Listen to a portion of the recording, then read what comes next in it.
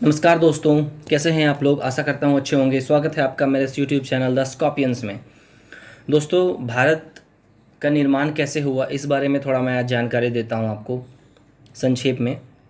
देखिए, आप लोगों ने भारत का नक्शा तो देखा है, लेकिन आप जब अगर विश्व के मानचित्र को देखते हैं, वर्ल्ड मैप को, तो आप देखेंगे जो यूरेशिया है, जो भारत का ऊपर का भाग है जिसमें एशिया और यूरोप आता है, उसमें देखेंगे भारत एक अलग खंड की तरह जुड़ा हुआ है। तो मैं बताता हूँ भारत का निर्माण कैसे हुआ दोस्तों। देखिए, आज से करोड़ों करोड़ों अरबों साल पहले जो पृथ्वी के जितने खंड थे, जैसे जिस जो आज अफ्रीका, अमेरिका, ऑस्ट्रेलिया, सभी सभी एक जगह जुटे हुए थे। ठीक है, और उसके चारों ओर समुद्र था और वो बीच में थे। फिर उनके करोड़ों साल के बाद उनका धीरे धीरे धीरे धीरे विखंडन होना शुरू हुआ। आप देखोगे कि जो नॉर्थ अमेरिका और साउथ अमेरिका, उसमें से साउथ अमेरिका को अगर आप लेके आते हो, और अगर साउथ अमेरिका को आप जो अफ्रीका है, अफ्रीका अफ्रीका में अगर आप जोड़ते हो, तो आप पाएंगे कि वो दोनों खंड आपस में जुड़ गए हैं। ठीक है, फिर बहुत ऐसे प्रमाण मिले हैं, जैसे कि जो जीव जंतु मरे हुए दबे हुए पाए गए हैं नीचे, वो कुछ चीज़ें ऐसे देश में मिले हैं और दूसरे हैं जो कि दूसरे देश में मिले हैं, जिनके बीच में बहुत बड़ा समुद्र है। इसका मतलब क्या है कि कहीं ना कहीं वो जुड़े हुए थे आपस में। तीसरा एक प्रमाण इसको लेके ये दिया जाता है दोस्तों, कि जो बहुत ऐसे अभी जो नॉर्मल लैंड है, जैसे मान लो आप इंडिया का कोई लैंड है, वहीं पे ऐसे बहुत सारे विश्व में क्षेत्र जहाँ पर बर्फ़ के निशान पाए गए हैं। इसका मतलब क्या है कि जब वहाँ पर अगर टेम्परेचर गर्म है और बर्फ़ वहाँ रह नहीं सकता, और अगर बर्फ़ के निशान पाए गए, इसका मतलब लंबे समय तक वो जो लैंड था, जो भूखंड था, कहीं ना कहीं बर्फ़ के संग संबंधित था। इसका मतलब क्या है कि पहले करोड़ों साल पहले जो पृथ्वी का पूरा खंड है, पूरा जुड़ा हुआ था, और उनका विखंडन हुआ। अब दोस्तों, विखंडन कैसे हुआ मैं ये बताता हूँ। पृथ्वी के एक सीमा के बाद गहराई आप जैसे करते जाएंगे ना, आप खोदते चलाएं, नीचे गर्मी बढ़ती जाती है। तो नीचे एक लावा की तरह है, जिसका आपने लावा देखा होगा, ज्वालामुखी उद्गार होता है। तो लावा नीचे ना मूवमेंट करता रहता है, तो उसी में प्लेटें संचलन करते रहती है। आप सोच रहे होंगे प्लेटें आखिर संचलन करती है तो गल के गिरती क्यों नहीं है। वो इतनी मोटी होती है कि उनका कोई फर्क नहीं पड़ता है।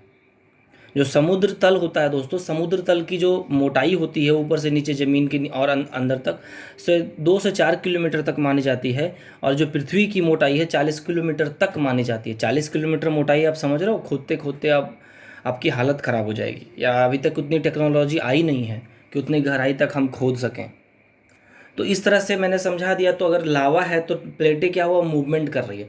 तो प्लेटें में क्या होता है, विखंडन होता है। विखंडन होते होते जिनको कहीं से टकराना होता है और वही कहीं जुड़ भी जाते हैं। समझ गए। इस तरह से सभी खंड अलग अलग हो गए।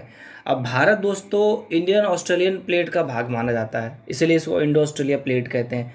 तो जब भारत है ना, मेडागास्कर का नाम सुना होगा, ऐसा माना था मेडागास्कर भारत से ही अलग हुआ है। तो ऑस्ट्रेलिया से जब अलग होके जब भारत क्या हुआ, नॉर्थ ईस्ट की ओर मूवमेंट करने लगा। नॉर्थ ईस्ट मतलब उत्तर पूर्व की ओर, यूरेशिया की ओर। और वो पहले झुका हुआ था, लेकिन धीरे धीरे धीरे धीरे 3 करोड़, 2 करोड़ साल, 1 करोड़ साल, उसके बाद जाके टकराया वो यूरेशिया से। आपको जब टकराया तो ध्यान है कि यूरेशिया है और उसके आगे कोई लैंड नहीं है। मतलब जैसे कि आप देख रहे हो जो चाइना है, अगर वहाँ उसके आगे अगर इंडिया नहीं जुड़ा हुआ तो जाहिर है समुद्र होता वहाँ पर। तो जैसे वो टकराने से पहले वो समुद्र था, तो उससे टकराया। तो टकराने के कारण क्या होता है, जो हेवी, जो भारी, जैसे कि दो गाड़ियाँ होती है, तो जो हल्की गाड़ियाँ होती है वो ऊपर चली जाती है, एक्सीडेंट होती है। तो उसी तरह से जो भारी प्लेटें हैं वो अंदर की ओर चली जाती है, और जो अंदर की चली जाती हैं, तो मैंने क्या बोला आपको कि नीचे गर्मी है, तो जो बहुत अंदर गहराई में उनकी प्लेटें तो बहुत बड़ी बड़ी होती है, पृथ्वी खंड, अंदर जाके वो पिघलती हैं और वही लावा बन के निर्माण होता है, जिससे फिर हमारा ये काराकोरम निर्माण हुआ। और वो काले रंग का है, इसलिए काराकोरम निर्माण हुआ। इसका मतलब पहले वहाँ समुद्र था। ठीक है, और जब भी समुद्र की प्लेटें नीचे जाती हैं तो उससे ज्वालामुखी क्रिया का निर्माण होता है। अब भारत क्या है, समुद्रीय प्रदेश नहीं है, एक खंड है। तो भारत जो टकराया यूरेशिया से, जब वो काराकोरम का निर्माण हुआ, उसके बाद वो तो उसको पुश करता हुआ चला गया, दबाता हुआ चला गया। तो उसके बाद भारत ने जाके यूरेशिया को टक्कर मारा। तो यूरेशिया तो बहुत बड़ा है, तो भारत उससे हल्का हो गया, तो वो दोनों जाके स्टक हो गए, रुक गए। तो उसी टक्कर के कारण जब दो चीज़ें आप देखते हो, पाइप है जो, या वायर हम मोड़ते हो तो देखते हो आप, ये वो एक एक उबड़ खाबड़ एक पर्वत का निर्माण करता है। तो उसी तरह से जब दो प्लेटें टकराई दोस्तों, तो उससे फिर क्या हुआ, दोनों में टक्कर हुई। अब भारत बहुत बड़ा खंड है, आप किसी को पत्थर से भी मारते हो तो शीशा टूट जाता है। आप समझो उतना बड़ा खंड जब यूरेशिया से टकराया ना, तो वो क्या हुआ, एक हिमालय पर्वत का निर्माण हुआ। फिर उसके बाद इसीलिए हिमालय का एक पहला लेयर, फिर दूसरा लेयर, फिर क्या हुआ, धक्का दे रहा है, तो जो टक्कर होने के बाद जो मलबे नीचे गिरे, फिर उसको पुश किया, फिर उसमें बीज का निर्माण हुआ, फिर उसके बाद शिवालिक जो हमारा नीचे सबसे भारत के नज़दीक माना जाता है, शिवालिक का निर्माण हुआ। समझ गए? तो ये इस तरह से फिर भारत जाके फिर उसे भारत खंड का नाम दिया गया, और इस तरह से फिर ये भारत का निर्माण हुआ और विश्व की अनेक खंडों का निर्माण हुआ। बाद में उसमें फिर जीवन की शुरुआत हुई, और फिर धीरे धीरे धीरे मनुष्य प्रगति करता हुआ आगे चलता गया। समझ गए? अब आप पूछोगे कि जब तो ये टकराया तो फिर ज्वालामुखी क्रिया क्यों नहीं हुई, भारत अगर यूरेशिया से टकराया, तो वो दोस्तों इसलिए कि जब तक जो समुद्र का प्लेट क्या होता है, वो भारी होता है, बस इतना समझ लो आप। तो जो भारी है तो जाहिर है वो नीचे जाएगा तो और नीचे चला जाएगा। समझ रहे हो?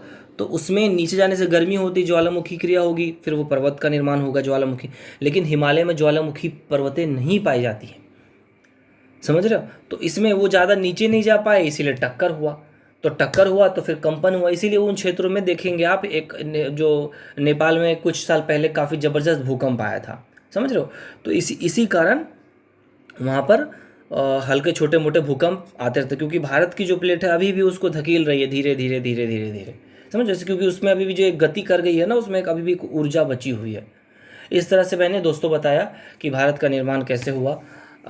आई होप मैंने समझाने की कोशिश की, आपको समझ शायद आ जाना चाहिए इसमें। और अगर ना समझ में आए तो एक बार रिवाइंड करके देख लीजिएगा, क्योंकि थोड़ा टॉपिक डिफ़िकल्ट है। जो इन चीज़ों को नहीं पढ़े होते हैं वो इनको समझना थोड़ा मुश्किल होता है। लेकिन मैं जानबूझ के इन वीडियोज़ को बना रहा हूँ। मैं जान रहा हूँ कि जो साधारण जो जनता है जो वीडियोज़ देखे वो एजुकेट हो, वो चीज़ों को समझें, ताकि वो अपने बच्चों को, अपने आने वाले पीढ़ियों को अपना सही मार्गदर्शन कर सकें। और वीडियो देखने के लिए धन्यवाद। अगर पसंद आए तो please like share and subscribe करें।